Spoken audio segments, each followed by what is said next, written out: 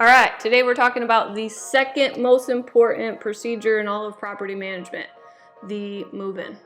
The move-in appointment, the move-in procedures. The first most important is, you might remember from another video, applicant screening. Second most important is move-in. Okay, so both of these happen right at the beginning of tenancy. I found out that other companies and other landlords do it a little different. What they'll do is they'll put a contractor box on the property and leave the keys in there and let the tenants just kind of move themselves in. And I really feel like this is a missed opportunity and creates confusion down the road. So I'll share with you our move-in process, which is designed to do three things. Number one, it sets up a professional tone for the entire tenancy. Two, we're going to establish our standard protocol procedures as how things go. And number three, we're going to answer any questions that might be lingering.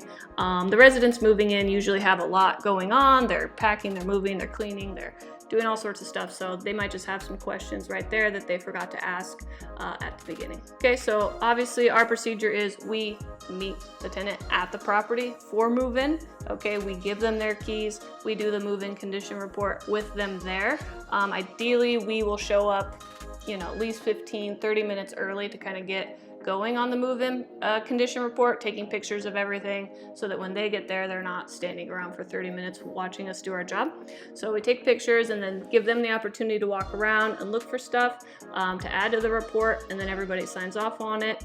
And then what we're going to do is do a quick property and safety tour, making sure that windows lock, doors lock, smoke detectors, CO detectors are all functional, kind of go over stuff, and then go over kind of the big things for that specific property.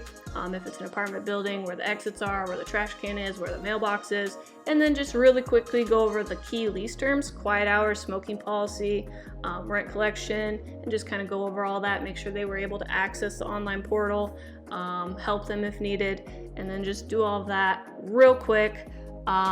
It sounds like a lot, but as you're going down the list, it's all pretty common sense. But it's just making sure that the tenants know who to contact for what and what the quickest way to get their questions and maintenance requests addressed really helps out, okay? And then of course we're gonna collect move-in funds if we haven't already, get that done via cashier check, and then wish them a great day and move on with our tenancy. So I'll go ahead and I'll get you an example of our move-in condition report so you can kind of see what that looks like.